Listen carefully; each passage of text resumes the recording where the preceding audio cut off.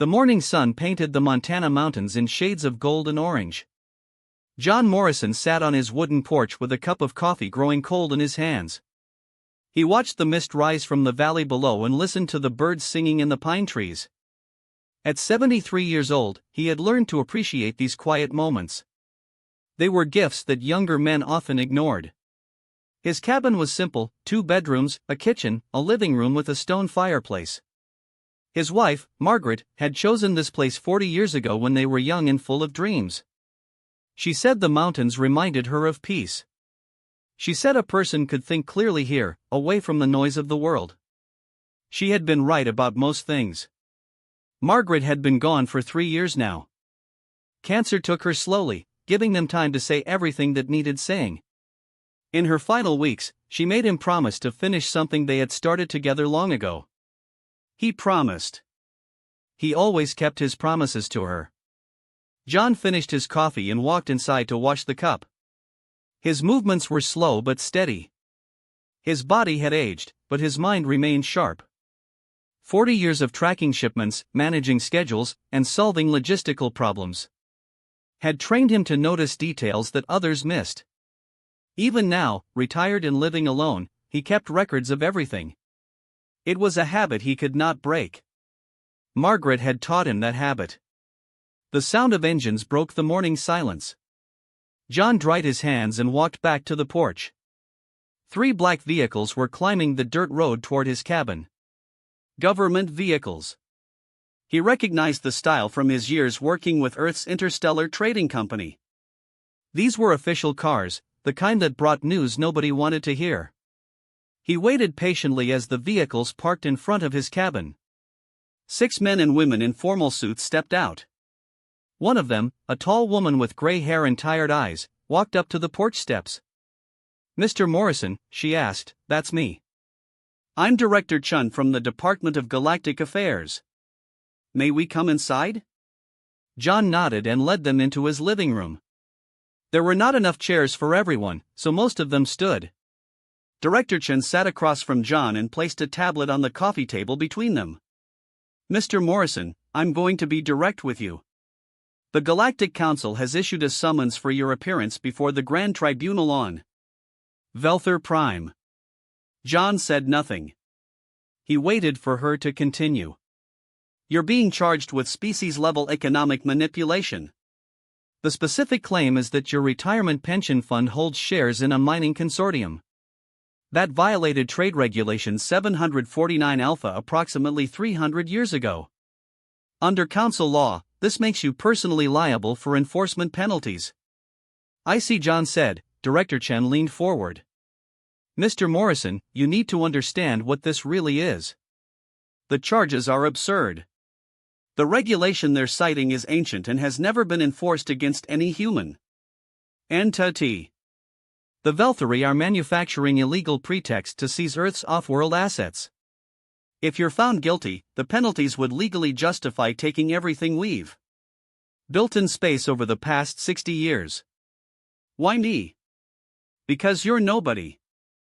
I'm sorry to put it that way, but that's the truth. You're a retired logistics coordinator with no connections, no resources, and no way to fight back.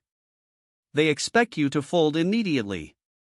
They expect you to accept whatever terms they dictate just to make the nightmare end. They chose you because they think you're weak." John looked at the tablet on the table. The screen showed his official summons, written in the formal language of galactic law. His name appeared at the top in bold letters. John Morrison of Earth, defendant. "What are my options?" Director Chen exchanged glances with her colleagues. "Earth's government is prepared to intervene diplomatically. We can send lawyers, negotiators, representatives with experience in council proceedings. We can try to delay, obstruct, and eventually negotiate a settlement that limits the damage. And if I represent myself, that would be suicide, Mr. Morrison. The Council's legal system is designed to crush people like you. They have 17 prosecutors assigned to your case. Some of them have spent centuries studying galactic law. You're a logistics coordinator.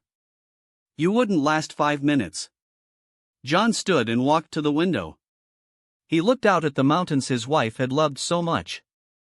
The mist had cleared now, and the peak stood sharp against the blue sky. When do I need to leave? The enforcement vessel arrives in orbit tomorrow morning. You'll be transported directly to Velther Prime. The tribunal begins in 3 days. That's not much time. No, it's not. John turned back to face Director Chen. I'll represent myself. The room went silent. Director Chen stared at him as if he had spoken in a foreign language. Mr. Morrison, did you hear what I just said? They will destroy you. They will use you to destroy all of us. This isn't a courtroom where truth and justice matter. This is a political arena where the powerful crush the weak. You don't have the training, the knowledge, or the resources to survive what's coming. Maybe not, John said, but I have something else. What could you possibly have? John walked to a closet near the fireplace. He opened it and reached inside, pulling out an old leather folder. The leather was worn and cracked. The color faded from decades of handling. He held it gently, the way a person holds something precious. My wife gave me this folder on our wedding day. She told me to keep records of everything I saw. Every transaction, every shipment. Every document that crossed my desk. She said someday the truth would matter. She spent her whole career teaching history. And she understood something that most people forget. Power depends on secrets. When secrets become public, power changes hands. Director Chen stood. Mr. Morrison, with all respect. A folder full of old documents won't help you against the Galactic Council. We'll see. The next morning, John's children arrived at the cabin. His son, David, drove up from Helena with his wife and 2 children. His daughter, Sarah, flew in from Seattle with her husband. They gathered in the living room where John had met with Director Chen, and they begged him to reconsider. Dad, please, Sarah said, her eyes red from crying. Let the government handle this. Let the lawyers fight for you. I appreciate your concern, sweetheart. But this is something I need to do myself. Why? Why does it have to be you? John looked at his grandchildren. 2 boys aged 8 and 10. Who sat quietly on the couch, not fully understanding what was happening, but sensing its importance. Your grandmother spent her whole life studying how civilizations rise and fall. She taught me that the moments when history changes don't usually look dramatic when they're happening. They look like ordinary people making ordinary choices. Someone decides to speak when everyone else stays silent. Someone writes down what they see instead of looking away. Someone stands up when everyone tells them to sit down. He placed his hand on the leather folder, resting on the table beside him. Margaret believed that I would face a moment like this someday. She prepared me for it. She made me promise to be ready. I'm not going to break that promise now. David shook his head. Dad, Mom's been gone for 3 years. You don't owe her anything anymore. You don't have to sacrifice yourself for some promise made a long time ago. That's where you're wrong, son. The promises we make to the people we love don't expire when they die. If anything, those promises become more important. They become sacred. The enforcement vessel arrived exactly when Director Chen said it would. A Velthere shuttle descended through the morning clouds and landed in the meadow beside John's cabin. The ship was sleek and silver, designed to project power and authority. 2 council officers in formal uniforms walked down the ramp and approached the cabin. John's family stood on the porch watching. Sarah held her father's hand, not wanting to let go. The boys stood close to their mother, confused and scared. John hugged each of them in turn. He told David to take care of the cabin while he was away. He told Sarah to be strong. And to remember what her mother always said. About truth and patience. He knelt down and looked his grandsons in the eyes. I want you boys to remember something. The people who seem weak are often the strongest. The ones who look like they have no power are sometimes the most dangerous. Your grandmother taught me that. Now I'm teaching you. He stood and picked up his leather folder. He had packed nothing else. No extra clothes, no provisions, no technology. Just the folder and the documents inside it. The council officers watched him approach with expressions of barely concealed contempt. To them, he was already defeated. An old human with nothing but a worn leather folder. Walking willingly to his own destruction. I'm John Morrison, he said. I understand you're here to take me to Velther Prime. That is correct, one officer said. You will come with us now. John nodded and walked up the ramp into the shuttle. He did not look back. Looking back was for people who doubted their choices. John Morrison had no doubts. Inside the shuttle, he found a small passenger compartment with seats designed for species much larger than humans. He sat down, placed the folder on his lap and waited. The engines hummed a life and the shuttle lifted off, carrying him away from everything he knew. Once the ship entered hyperspace, the journey would take 2 days. John had nothing to do but wait and prepare. He opened the leather folder and began reviewing the documents inside. There were thousands of pages organized by year and category. Charts, records, transaction logs, regulatory filings, correspondence, and analysis. 40 years of careful observation. All documented in precise detail. The council officers ignored him. They sat in their own section of the shuttle, speaking in their own language, probably discussing what would happen when they arrived.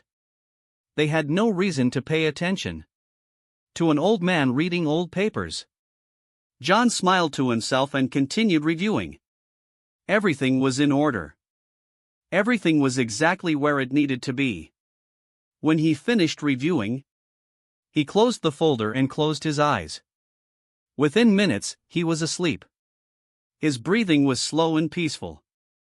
His face showed no worry, no fear, no concern of any kind.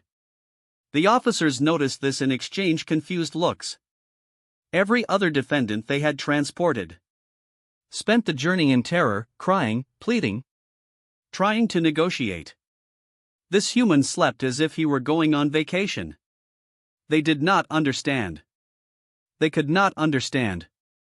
To them, John Morrison was just an old man, with no power and no chance. They had no idea what was coming. No one did. The Grand Tribunal Hall on Velther Prime was built to inspire fear.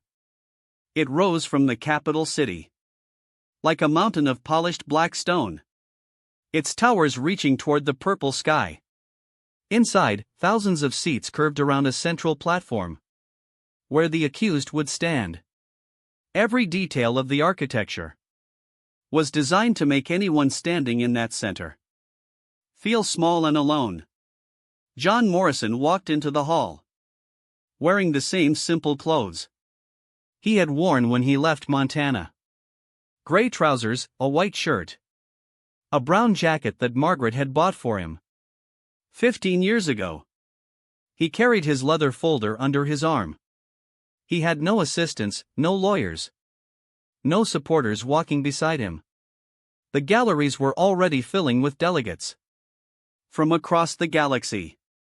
Representatives of hundreds of species took their seats, talking among themselves in dozens of languages.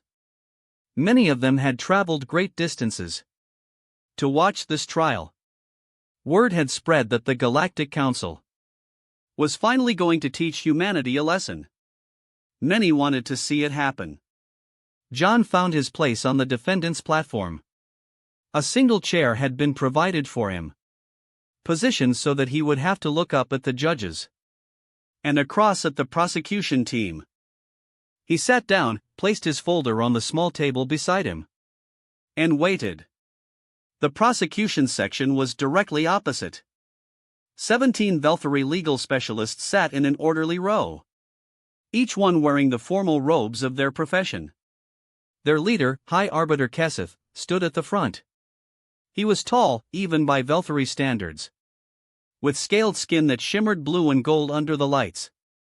His eyes were cold and confident. He had never lost a case in 200 years of practice. The judges entered from a door behind the highest platform. 5 of them each from a different species, loyal to council interests. They wore ceremonial headdresses that marked their authority. The chief judge, an ancient being called Magistrate Vorin, raised one hand for silence. The hall fell quiet immediately. "This tribunal is now in session," Vorin announced. His voice was amplified throughout the hall. "The matter before us is the case of the Galactic Council versus John Morrison of Earth. The defendant is charged with species-level economic manipulation under Trade Regulation 749 Alpha. High Arbiter Keseth, you may present the prosecution's case." Keseth rose from his seat and walked to the center of the platform. He moved with the easy confidence of someone who knew he had already won. "Honored judges, distinguished delegates. This case is simple. The human species has been a minor member of this council for 60 years. In that time, they have slowly accumulated economic influence beyond their station. They have exploited loopholes, manipulated markets, and violated regulations that exist to maintain order and stability across the galaxy." He gestured toward John with obvious contempt. "The defendant, John Morrison, is a symbol of human greed. Through his pension fund, he holds shares in a mining consortium that violated Trade Regulation 749 Alpha. This regulation, established over 300 years ago, prohibits certain types of cross-sector resource speculation. The violation is documented. The evidence is clear. The penalty under council law is the seizure of all associated assets and the payment of compensatory damages."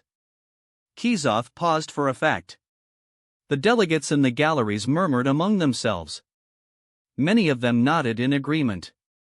"I asked this tribunal to find John Morrison guilty and to authorize full enforcement of the prescribed penalties. Let this judgment serve as a reminder that no species, no matter how clever they believe themselves to be, can circumvent the laws that govern our civilization." He returned to his seat, and his team of specialists nodded their approval. The case was clear. The outcome was certain. This would be over quickly. Magistrate Vorin turned his attention to John. "The defendant may now respond to the charges." John stood slowly. He did not approach the center platform. He simply stood beside his small table, with his leather folder in his hands. "Thank you, Magistrate. I have a question before I respond." Vorin's expression showed mild surprise. Defendants rarely ask questions. They usually begged for mercy, or made desperate arguments that no one took seriously. You may ask your question. Does this tribunal operate under Precedent Protocol 7? The hall went silent. Keseth sat up straighter in his seat, his cold eyes suddenly alert. Clarify your question, Vorin said. Precedent Protocol 7 states that any legal interpretation applied to one species must be applied equally to all species, under identical circumstances. This is foundational law. It ensures that the Council's justice system treats everyone fairly, regardless of their size, power, or influence. I want to confirm that this protocol applies to my case. Vorin consulted briefly with the other judges. They nodded in agreement. Yes, Precedent Protocol 7. applies to all tribunal proceedings. It is indeed foundational law. Thank you, John said. In that case, I will present my response to the charges. He opened his leather folder and removed a single document from the top of the stack inside. He held it up for the judges to see. This is a transaction record from 40 years ago. It documents a shipment of rare minerals from the Tisari system to the Velthari homeworld. The transaction was processed through a trading house called Velker Industries, which is owned by High Arbiter Kizatha's family. The murmur in the galleries grew louder. Kizatha's expression hardened. This transaction violated Trade Regulation 749 Alpha. In exactly the same way that my pension fund supposedly violated it. The same regulation. The same type of cross-sector resource speculation. The same technical breach. John placed the document on his table and removed another one from his folder. This is a similar transaction from 38 years ago. This one involves the Brennan Consortium, which is connected to Judge Varen's homeworld. Again, the same regulation violated in the same way. Varen shifted uncomfortably in his seat. The other judges exchanged concerned glances. John continued removing documents from his folder, one after another, placing them in a growing stack on his table. I spent 40 years working in logistics for Earth's interstellar trading company. My job was to track shipments, manage schedules, and solve problems. My wife Margaret was a history teacher who specialized in studying how powerful institutions maintain control over smaller ones. Together we noticed something interesting.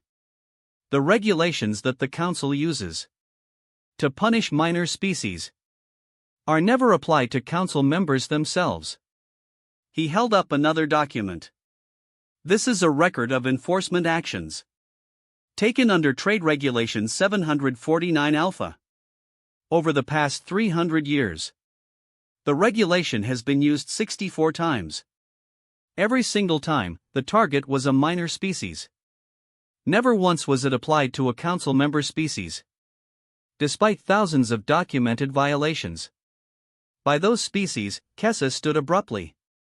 Objection: the defendant is making irrelevant arguments. His pension fund violated the regulation. That is the only matter before this tribunal. John turned to face him. Arbiter, I am not making arguments. I am presenting evidence. And I have not yet explained why this evidence is relevant. He looked back at the judges. Under Precedent Protocol 7, if you find me guilty of violating this regulation, you must also find guilty everyone else who violated it in the same way. That is what the protocol requires. Equal application of law. If you enforce this regulation against me, you must enforce it against the 4,217 other violations I have documented in this folder. The hall erupted in noise. Delegates shouted questions and objections. The judges called for order. Kessa stood frozen, his confident expression replaced by something that looked very much like fear. John waited patiently for the noise to subside. When it finally did, he continued. I have documents covering every year of my 40-year career. Each document is verified. Each violation is recorded with dates, parties involved, transaction amounts, and regulatory citations. I am prepared to present all of them to this tribunal. Magistrate Warren leaned forward. Mr. Morrison, are you suggesting that you have evidence of thousands of regulatory violations by Council member species? I am not suggesting it, Magistrate. I am stating it as fact. And I am requesting that this evidence be entered into the tribunal record and under standard discovery procedures. One of the other judges, a thin being with 4 arms, named Arbiter Thesson, spoke up. Discovery procedures require verification. of submitted documents. This process could take weeks or months. I understand, John said. I have time. I am retired. The gallery delegates began talking loudly among themselves. This was not how the trial was supposed to go. This old human was supposed to beg for mercy, accept his guilt, and allow the council to claim their victory. Instead, he was turning the entire proceeding into something unexpected. Kiezoff approached the judge's platform. I request an immediate recess. The prosecution needs time to review the defendant's claims. John spoke before the judges could respond. The prosecution has no right to review my evidence before I present it.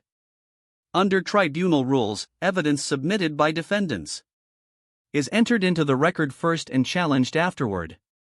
I know these rules, High Arbiter. I memorized them. Kiezoff turned to face John. For the first time, his cold confidence showed cracks. You are playing a dangerous game, human. I am not playing any game, John said calmly.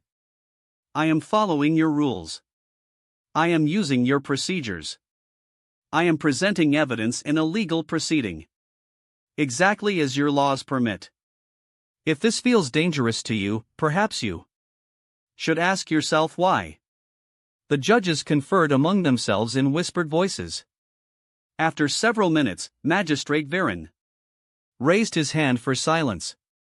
This tribunal will recess for 2 hours to consider procedural matters. When we reconvene, the defendant will be permitted to begin presenting his evidence. The prosecution may challenge each document as it is submitted. He struck a ceremonial gong and the session ended. The delegates filed out of the hall, buzzing with conversation about what they had witnessed. John remained at his table, calmly organizing his documents. He was in no hurry. He had prepared for this moment for decades. Kiezoff approached him as the hall emptied. The High Arbiter's scales had darkened, a sign of stress in his species. Morrison, I want to speak with you privately. Of course, they stepped into a small chamber beside the main hall. Kiezoff closed the door behind them. I will make you an offer, Kiezoff said. All charges dropped. You return to Earth immediately. You destroy your documents and never speak of this again. In exchange, you live out your remaining years in peace. John considered the offer, and Earth's assets remain untouched. We forget this ever happened. It was a generous offer. More generous than John had expected. It proved that Kiezoff understood the danger he was facing. I appreciate the offer, High Arbiter, but I must decline. Kiezoff's eyes narrowed. Why? You have won. You have embarrassed the council. You have proven your point. Why continue? John looked at the leather folder in his hands. He ran his fingers across the worn surface. 40 years ago, I watched council ships blockade a colony of human refugees. 800 people, including children, starving because they could not afford your tariffs. The council could have helped them. Instead, you let them die to make an example. I wrote down what happened. I wrote down who was responsible. He met Kiezoff's eyes. I am not here to embarrass the council or prove a point. I am here because you invited me. Everything that happens next is your choice, not mine. You can drop the charges and let me go home. Or you can continue this trial and face whatever comes. But I will not hide the truth to make your lives easier. Kiezoff stared at him for a long moment. Then he turned and walked out of the chamber. Without another word, John returned to the main hall and sat down to wait. The recess would end soon, and there was much more evidence to present. He thought about Margaret and the promise he had made to her. He thought about the 800 refugees who had died, while the galaxy looked away. 2 hours passed quickly. The delegates returned to their seats. The judges took their positions. The tribunal resumed and John Morrison began presenting the first of 4,217 documented violations. One by one, in the calm and patient voice of a man who had waited his entire life for this moment. No one in the gallery understood what they were witnessing. No one realized that the old human in simple clothes was not defending himself. He was putting the entire Galactic Council on trial. They would understand soon enough. The tribunal continued for 7 days. Each morning John Morrison arrived at the Grand Tribunal Hall in his simple clothes, carrying his leather folder. Each morning the galleries were more crowded than the day before. Word had spread across the galaxy about what was happening on Velthor Prime. Ships arrived from distant systems, carrying observers who wanted to witness history being made. By the 4th day, John had presented evidence covering only the first 8 years of his career. He worked methodically, presenting each document clearly and simply. He explained what each transaction showed, which regulation it violated, and which council member species were involved. The prosecution objected constantly, but John knew the procedural rules better than they did. Every objection was overruled. The Velthori trading houses were the most frequent violators. John had documented over 600 instances where Velthori companies broke the exact same regulation. He was charged with violating. Each document was verified by independent experts brought in by the tribunal. Each violation was undeniable. But the Velthori were not alone. John's evidence implicated trading houses from dozens of council member species: the Bernari, the Cassorians, the Valden, the Thessan Collective. Every major power in the galaxy had violated this regulation repeatedly, and none of them had ever been punished. On the 5th day, something unexpected happened. A delegation from the Thessari arrived at the tribunal hall.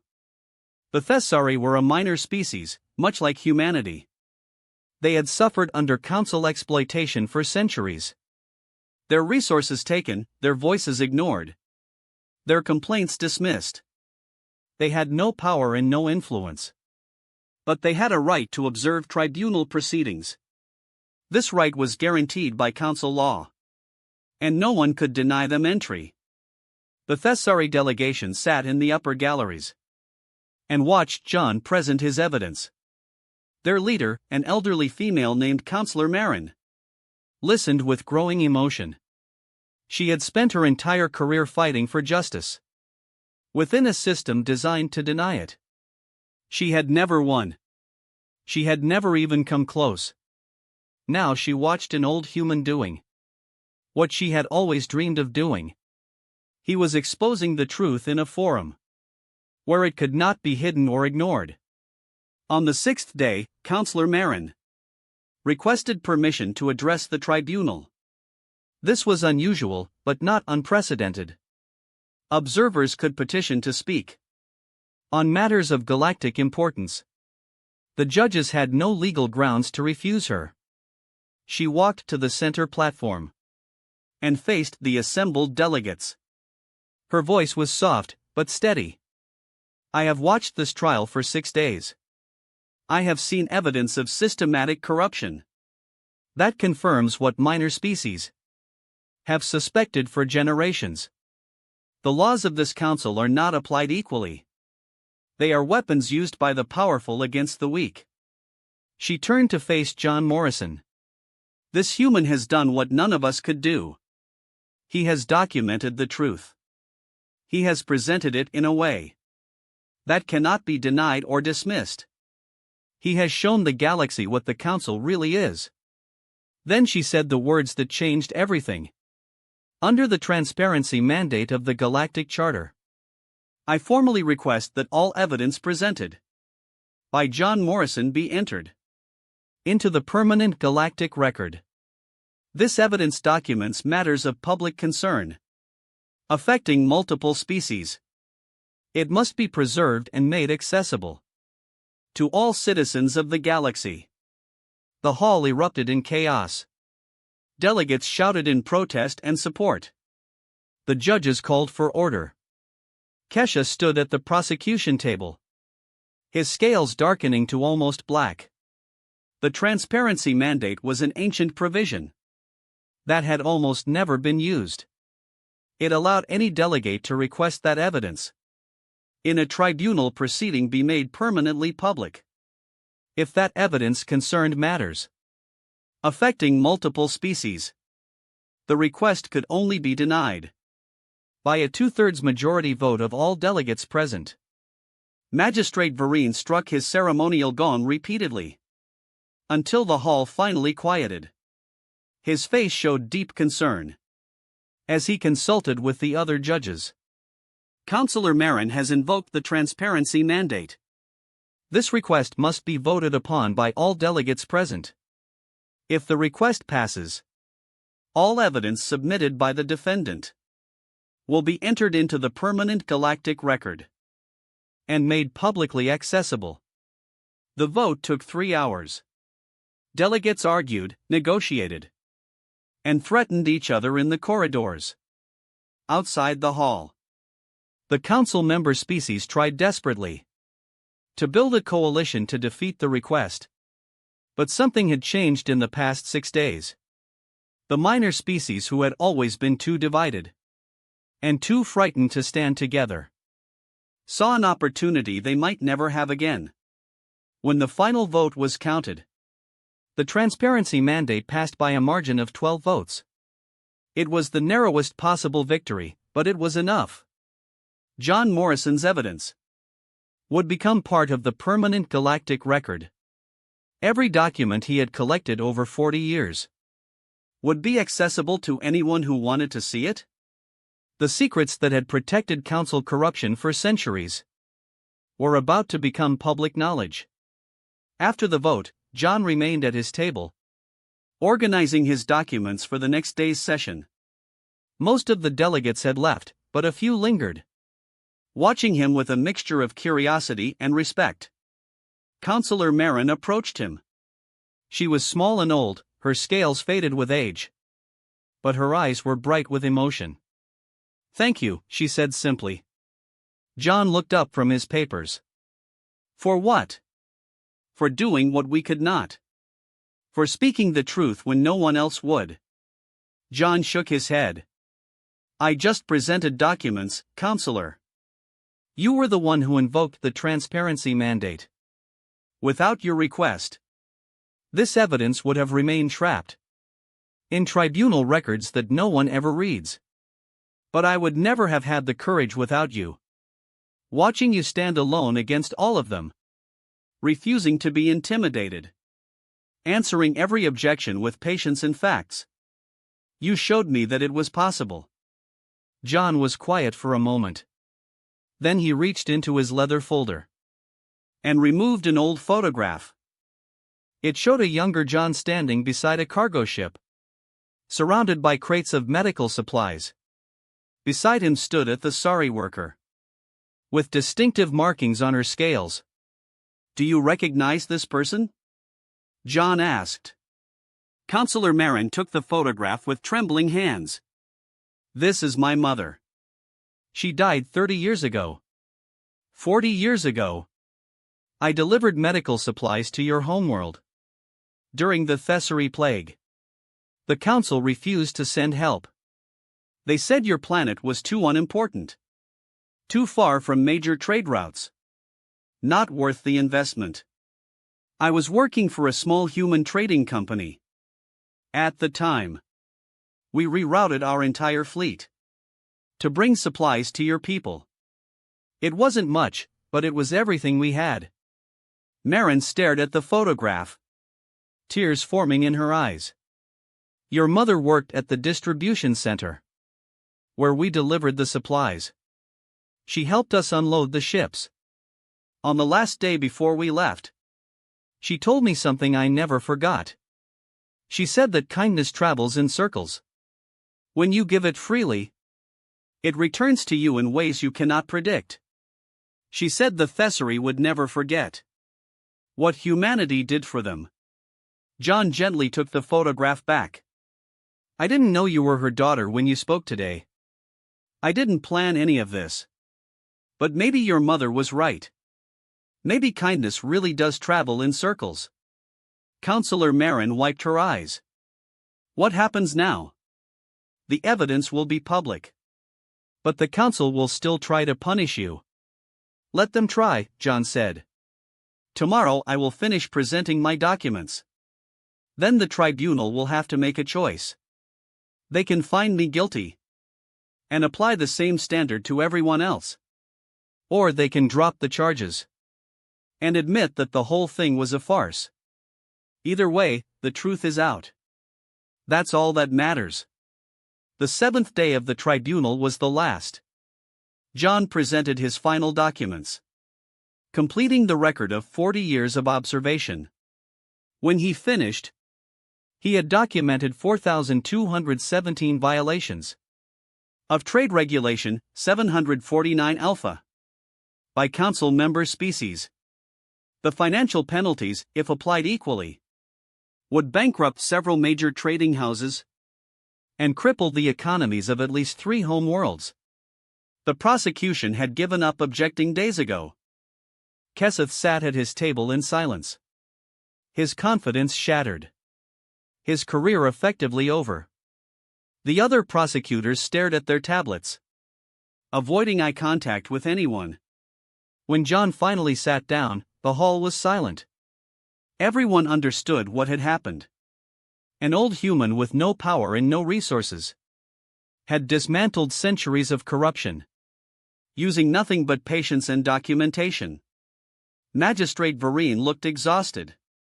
The trial had destroyed whatever reputation he once had for impartiality.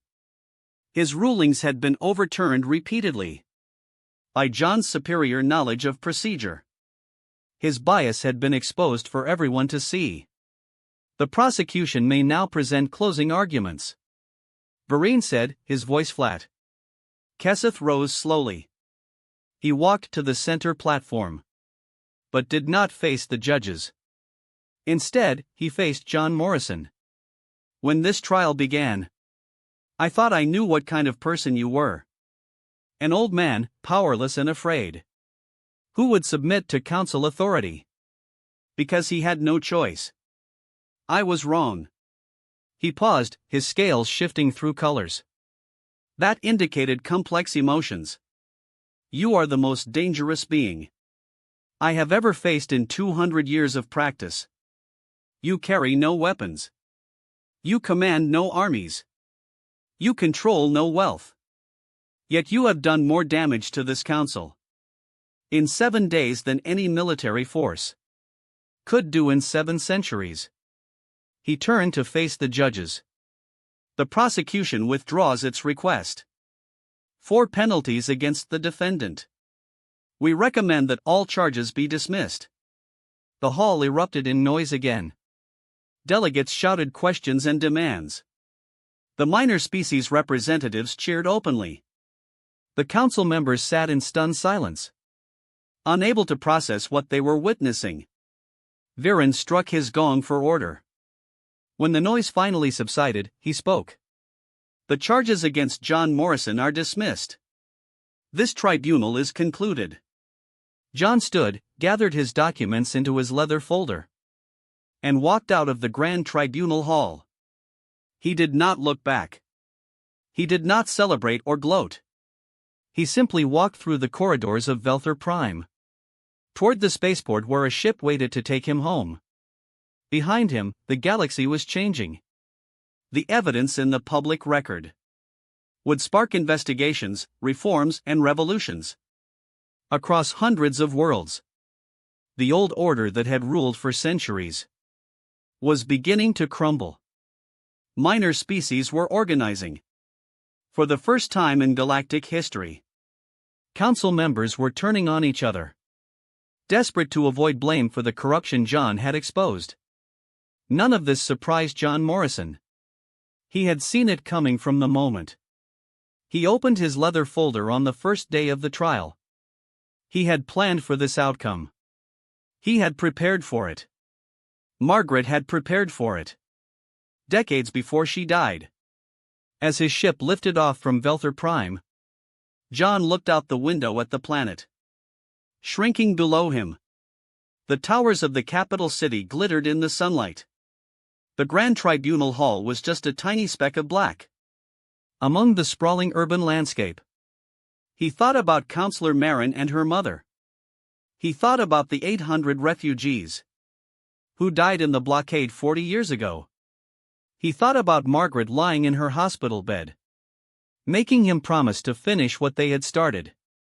"I did it," he whispered to no one. "I kept my promise." Then he closed his eyes and slept peacefully. For the entire journey home, the months following the tribunal were chaotic across the galaxy. John Morrison returned to his cabin in Montana. But the world he came back to was not the same world he had left. Everything had changed. And everything was still changing. News broadcasts from every corner of the galaxy reported on the aftermath of his testimony. The evidence in the public record had become the foundation for hundreds of investigations. Trading houses that had operated without oversight for centuries were suddenly being examined. Politicians who had built careers on corruption were facing questions they could not answer. The old order was cracking apart. On Earth, John became famous overnight. Journalists camped outside his cabin, trying to get interviews. Politicians wanted him to speak at events and endorse their campaigns. Corporations offered him money to consult on their compliance programs. He refused everything. "I just want to go fishing," he told Director Chen when she visited him 2 weeks after his return. "I did what I needed to do. The rest is not my responsibility." Chen sat on his porch, watching the sunset paint the mountains in shades of red and gold. She had aged visibly since they first met. The pressure of the past months had taken a toll on everyone involved. "The Veltheri government has fallen," she said. "The evidence you presented showed that their ruling council was directly involved in the corruption. Their own people demanded accountability. There have been protests, riots, and now a complete restructuring of their political system." John nodded but said nothing. "The Brenari and the Kasorians are negotiating new trade agreements. They're trying to distance themselves from the old way of doing things. The Thesari coalition has tripled in size. Minor species that never dared to speak up are now joining together to demand representation." "That's good," John said. "Margaret would be pleased." Chen turned to look at him. "How did she know? How did your wife know 40 years ago that this would happen?" John smiled at the memory. "She didn't know exactly what would happen, but she understood how power works. She spent her whole career studying civilizations at Rosenfell. She noticed patterns that others missed." He looked at the mountains his wife had loved so much. Margaret believed that every corrupt system contains the seeds of its own destruction. The same rules that powerful people used to control others can be turned against them. The same laws they enforce selectively can be enforced equally. All it takes is someone willing to pay attention and write things down. "But why you? Why did she choose you to do this?" "Because I was in a position to see things. A logistics coordinator handles thousands of transactions. I had access to records that most people never look at." Margaret saw that opportunity. "She gave me the folder on our wedding day and told me to document everything. She said someday it would matter." He paused, his voice softening. "I didn't always believe her. There were years when I thought we were wasting our time. Who were we to challenge the Galactic Council? We were nobody. Just a logistics coordinator and a history teacher. From a minor species on the edge of explored space. But you kept going. Margaret kept going. I just helped. A month later, Kesseth arrived on Earth. The former High Arbiter had lost everything. His family's trading house had been seized. His reputation was destroyed. His species looked at him with shame and anger. He had nowhere else to go. John found him sitting outside the general store. In the nearest town, wearing common clothes. Instead of formal robes, looking like any ordinary traveler. The townspeople had no idea who he was or what he had done. "High Arbiter," John said, approaching him. "I wasn't expecting to see you here." Kesseth looked up. His scales had faded to a dull gray. A sign of deep depression in his species. "I am no longer High Arbiter. I am nothing now. Would you like to come to my cabin? I can make coffee." Kesseth stared at him in disbelief. "After everything I did to you? After everything I tried to do to your species? You offer me coffee? You look like you need it." They walked together up the dirt road to John's cabin. Kesseth moved slowly. As if the weight of his failures was crushing him physically. When they arrived, John made coffee and poured 2 cups. They sat on the porch looking at the mountains. "Why did you do it?" Kesseth asked finally. "You could have accepted my offer. You could have walked away with everything you wanted. Instead, you destroyed us." John considered the question carefully before answering. 40 years ago, I watched Council ships blockade a human colony. 800 refugees, including children, starving to death. Because they could not afford your tariffs. I wrote down what happened. I wrote down who gave the orders. Kesseth's scales darkened with shame. I remember that incident. I was a junior arbiter at the time. I helped draft the legal justification for the blockade. I know your name is in my documents. Then why offer me coffee? Why show me kindness after what I did? John took a sip from his cup. Because kindness is not something you earn. It's something you give. My wife taught me that. She said, hatred and revenge are easy. They feel satisfying in the moment. But they poison everything they touch. Kindness is harder. It requires strength. But it's the only thing that actually changes the world. Kesseth was silent for a long time. When he finally spoke, his voice was barely a whisper. I spent 200 years believing that power was the only thing that mattered. I built my career on exploiting the weak and protecting the strong. I thought that was how civilization worked. I thought there was no other way. There is always another way, John said. Sometimes it takes a long time to find it. Sometimes it takes generations, but it exists. What do I do now? My life is over. Everything I worked for is gone. John looked at him with something. That might have been compassion. Your old life is over. That's true, but you're still alive. You still have years ahead of you. You can spend them wallowing in self-pity. Or you can spend them trying to fix some of the damage you cause. How? No one will trust me. No one will listen to me. Then don't ask for trust. Earn it.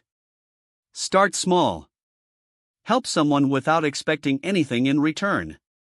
Then help someone else. Keep doing it until you become the kind of person you want to be. Kesseth stared at him. You really believe that's possible? After everything I've done, I believe people can change. I've seen it happen. I've seen enemies become friends. I've seen oppressors become protectors. The galaxy is full of stories like that. If you know where to look. They sat together until the sun went down. And the stars came out. Kesseth asked questions about Earth. About humanity, about how humans had survived and thrived.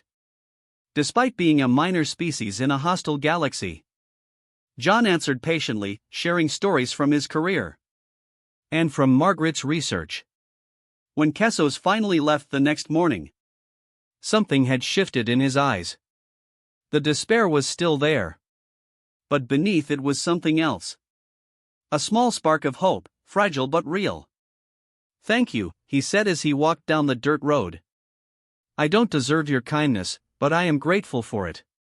"No one deserves kindness," John replied. "That's what makes it kindness." 3 months after Kesso's visit, representatives from across the galaxy gathered on a neutral station to discuss reforms to the council system. The conference was the largest diplomatic event in centuries. Species that had never spoken to each other were sitting at the same tables, negotiating the future of galactic civilization. John Morrison was invited to speak. At the opening ceremony, he declined. "I'm not a politician or a diplomat," he told the organizers. "I'm a retired logistics coordinator. My part is done. The rest is up to you." Instead, he sent a written message that was read aloud to the assembled delegates. "I am honored by your invitation, but I cannot accept it. The changes happening in the galaxy are not my achievement. They are the result of millions of beings making choices to demand better from their leaders and from themselves." I want to share something my wife once told me. She said that civilizations are not built by heroes. They are built by ordinary people who refuse to accept injustice as normal. Every time someone speaks the truth, when it would be easier to stay silent, they make the galaxy a little bit better. Every time someone shows kindness, when it would be easier to be cruel, they plant a seed that may grow into something wonderful. I am just a man who wrote things down. The real work of building a better civilization belongs to all of you. I trust you to do it well. The message was received with a standing ovation that lasted several minutes. Delegates who had spent their careers in conflict embraced each other. Minor species representatives wept openly. Even some former council members nodded in respect. The reforms that emerged from the conference were not perfect. They were compromises, messy, and incomplete. But they were a beginning. For the first time in galactic history, minor species had genuine representation in major decisions. The selective enforcement that had protected the powerful for centuries was officially abolished. New transparency requirements made it impossible to hide the kind of corruption John had exposed. The old order did not collapse overnight. Change never happens that quickly. But the direction was clear. The galaxy was moving towards something better. One small step at a time. And in a cabin in the mountains of Montana, an old man sat on his porch drinking coffee and watching the sunrise. He thought about his wife and the promise he had kept. He thought about all the people across the galaxy who were working to build a better future. He smiled and lifted his cup in a silent toast. "We did it, Margaret. We really did it." The mountain stood silent and eternal around him. The birds sang in the pine trees. The world was at peace. For now, that was enough. A year had passed since the tribunal on Velthor Prime. The galaxy continued to change in ways both large and small. The reforms implemented at the Neutral Station Conference were spreading across civilized space, transforming relationships between species that had been frozen in conflict for centuries. John Morrison spent most of that year doing exactly what he had always wanted to do. He fished in the streams near his cabin. He tended his garden. He read books that Margaret had loved and visited the places they had dreamed of seeing together. He was at peace in a way he had not been since her death. His children visited often, bringing his grandchildren to spend weekends in the mountains. The boys, now 9 and 11, had grown tall and curious. They asked their grandfather endless questions about his adventure, wanting to hear every detail of the tribunal. "Did you really beat all those aliens by yourself, Grandpa?" the older boy asked one evening, as they sat around a campfire. John smiled at the question. "I didn't beat anyone. I just showed them the truth. The truth did the rest." "But weren't you scared? Mom said they were really powerful. And they wanted to hurt you." "I was scared sometimes," John admitted. "But your grandmother taught me that courage isn't about not being scared. It's about doing the right thing even when you are scared. She was the bravest person I ever knew." "I wish we could have met her," the younger boy said quietly. John put his arm around his grandson. "She would have loved you both very much. And in a way you did meet her. Every time I tell you her stories, every time I share what she taught me, a little piece of her lives on. That's how people stay with us after they're gone." The Galactic News continued to report on developments connected to Morrison's testimony. The Velthari had completed their political restructuring and were working to rebuild their reputation. Their new government had formally apologized for centuries of exploitation and established reparation programs for affected species. It would take generations to heal the damage, but the process had begun. The Thessari coalition had become a major political force. Councillor Marin was now one of the most respected leaders in the galaxy, known for her wisdom and her commitment to justice. She had spoken to John several times over the past year, updating him on the progress of the reforms and thanking him again for what he had done. "You started a revolution without firing a single shot," she told him during their most recent conversation. "Historians will study what you did for centuries." "I hope they study Margaret more than me," John replied. "She was the one who understood what needed to be done. I just followed her plan." One morning in early autumn, John heard the sound of a vehicle approaching his cabin. He looked up from his garden to see an unfamiliar shuttle descending through the clouds. It was small and sleek, clearly designed for personal transport rather than official business. The shuttle landed in the meadow where the council enforcement vessel had landed a year ago. A single figure emerged and walked toward the cabin. John recognized the distinctive walk before he could see the face clearly. Keseth had changed.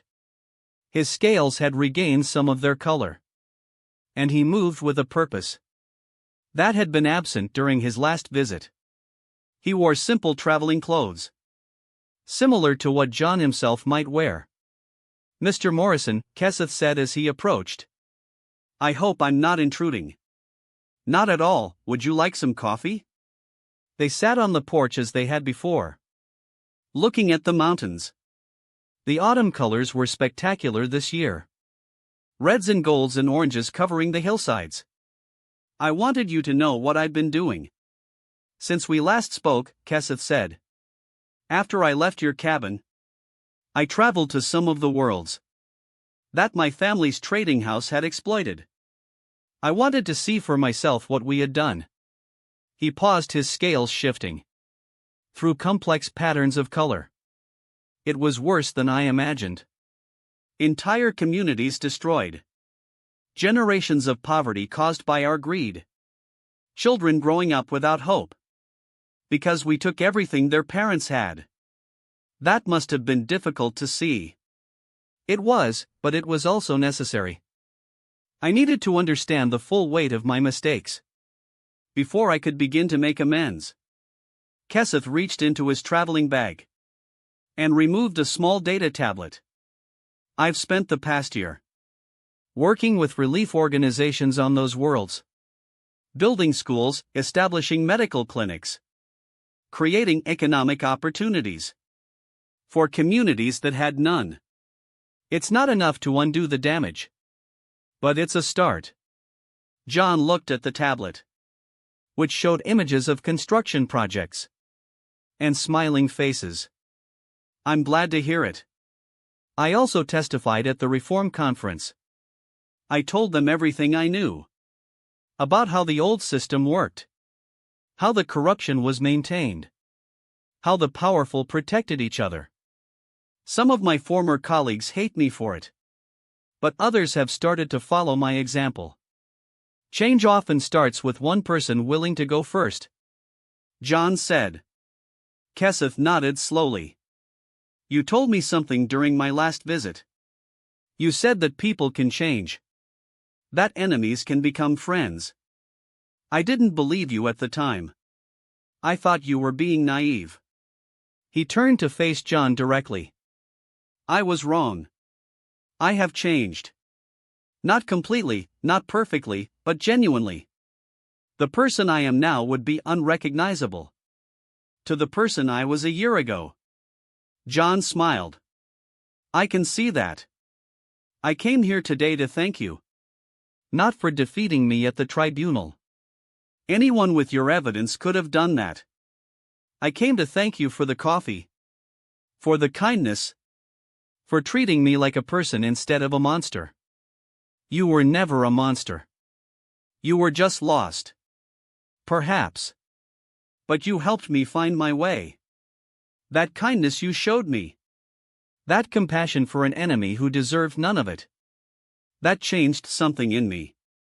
It showed me that there was another way to live.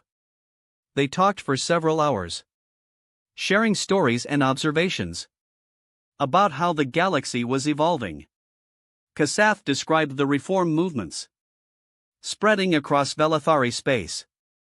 John shared letters he had received from beings on dozens of worlds, thanking him for giving them hope. When Keseth finally stood to leave, he extended his hand in the human gesture of friendship that John had taught him during his previous visit. I don't know if we will meet again, Keseth said. But I want you to know that I will spend the rest of my life trying to be worthy of the kindness you showed me. John shook his hand firmly. That's all any of us can do. Try to be worthy of the kindness we've received. As Keseth's shuttle disappeared into the clouds, John sat back down on his porch and thought about everything that had happened. A year ago, he had been a retired logistics coordinator with a folder full of documents and a promise to keep. Now he was someone that historians would study for centuries. But he didn't feel like a historical figure. He felt like the same person he had always been. An ordinary man who had done an extraordinary thing. Because the woman he loved had shown him how. The next week, a young Velathari arrived at his cabin. She was barely an adult by her species standards, with bright scales and eager eyes. She had traveled across the galaxy to ask John Morrison a single question. I'm studying history, she explained, as they sat on the porch. I want to understand how you did what you did. How an ordinary person with no power and no resources defeated the most powerful institution in the galaxy. John considered her question carefully. Do you want the simple answer or the complicated one? Both, if you're willing to share them. The simple answer is patience and documentation. I paid attention to what was happening around me. And I wrote it down. I did this every day for 40 years. When the moment came to use what I had learned, I was ready. The young Velathari nodded, recording his words on her tablet. The complicated answer is that I didn't defeat anyone. The council defeated itself. Every corrupt institution eventually does. They create rules to control others. But those same rules can be turned against them. They build systems of power that contain the seeds of their own destruction. All I did was show people what was already there. But why you? Why were you the one who saw it? John smiled at the memory. Because of my wife, Margaret was a history teacher. who studied how civilizations rise and fall. She noticed patterns that others missed. She understood that truth is the most powerful weapon in the universe, if you're patient enough to use it properly. He looked at the mountains golden in the afternoon light. Margaret couldn't be here to see what we accomplished. She died before the tribunal. But everything I did because of her. Because she taught me, because she believed in me. Because she made me promise to finish what we started together. The young Velithari was quiet for a moment. Then she asked, "If you could give advice to someone like me, someone who wants to make the galaxy better, what would you say?" John thought about the question. He thought about Margaret and their decades of preparation. He thought about Counselor Marin and her mother. He thought about Kesef and his transformation. He thought about all the ordinary people across the galaxy who were making small choices to demand better from their leaders and from themselves. "Pay attention," he finally said. "Write things down, be patient, show kindness, even when it's hard. And never give up on the belief that things can change." He paused and added one more thing. "Also find someone to love. Someone who sees the world clearly and isn't afraid to tell the truth. Someone who believes in you, even when you don't believe in yourself. Hold on to that person, learn from them. Let them make you better than you could ever be alone." The young Velithari thanked him and departed, carrying his words with her across the galaxy. John watched her shuttle disappear into the sky and felt a deep sense of completion. That evening, he sat by the fireplace with Margaret's photograph in his hands. She smiled at him from across the years, frozen in a moment when they were young, and the future seemed infinite. "I kept my promise," he told her. "Everything we worked for came true. The galaxy is changing, the old order is falling. The species we helped are rising up. And I got to come home to our mountains. Just like you always wanted." He placed the photograph on the mantle, next to the worn leather folder she had given him on their wedding day. "I miss you every day. But I know you're proud of what we did. And I know that wherever you are, you're still teaching. Still helping people see the truth. Still believing that kindness can change the world." He turned off the lights and went to bed. Outside, the stars shone brightly over the mountains. The galaxy spun slowly through the darkness, carrying billions of beings toward a future that no one could predict. But somewhere on a small blue planet, at the edge of explored space, an old man slept peacefully. He had kept his promises, he had told the truth. He had shown kindness to his enemies, and trusted that it would matter, and it had mattered more than anyone could have seen coming.